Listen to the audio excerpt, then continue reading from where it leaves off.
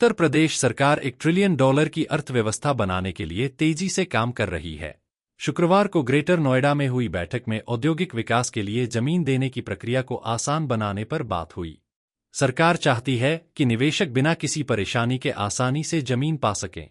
इसके लिए औद्योगिक विकास प्राधिकरण को जरूरी निर्देश दिए गए हैं। सभी विकास प्राधिकरणों को 100 करोड़ से ज्यादा के निवेश प्रस्तावों के लिए 15 दिनों के अंदर जमीन देने और अपनी जमीन के बारे में जानकारी को नियमित रूप से अपडेट करने के लिए कहा गया। उत्तर प्रदेश सरकार $1 ट्रिलियन की अर्थव्यवस्था बनाने के लिए तेजी से काम कर रही है। शुक्रवार को ग्रेटर नोएडा में हुई बैठक में औद्योगिक विकास के लिए जमीन देने की प्रक्रिया को आसान बनाने पर बात हुई। सरकार चाहती है कि निवेशक बिना किसी परेशानी के आसानी से जमीन पा सकें। इसके लिए औद्योगिक विकास प्राधिकरण को जरूरी निर्देश दिए गए हैं। सभी विकास प्राधिकरणों को 100 करोड़ से ज्यादा के निवेश प्रस्तावों के लिए 15 दिनों के अंदर जमीन देने और अपनी जमीन के बारे में जानकारी को नियमित रूप से अपडेट करने के लिए कहा गया। मीटिंग में 100 करोड़ रुपए से ज्यादा के 132 निवेश प्रस्तावों पर बात हुई। इनकी कुल कीमत 1.68 लाख करोड़ से ज्यादा है।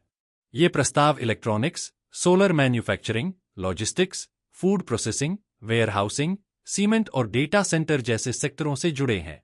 यह भी तय किया गया कि 25,000 एकड़ से ज्यादा जमीन के बारे में जानकारी हर महीने अपडेट की जाएगी।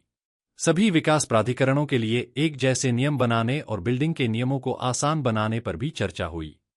इन्वेस्ट यूपी और विकास प्राधिकरणों ने बताया कि उन्होंने 33,000 से ज्यादा औद्योगिक प्लॉट का सर्वे किया है। इनमें से लगभग 25% खाली हैं। सरकार चाहती है कि इन प्लॉटों पर जल्द से जल्द काम शुरू हो। आईडीएस को solar manufacturing, data centre, logistics, ATITES और फूड प्रोसेसिंग जैसे सेक्टरों के लिए जमीन तैयार करने के लिए कहा गया है।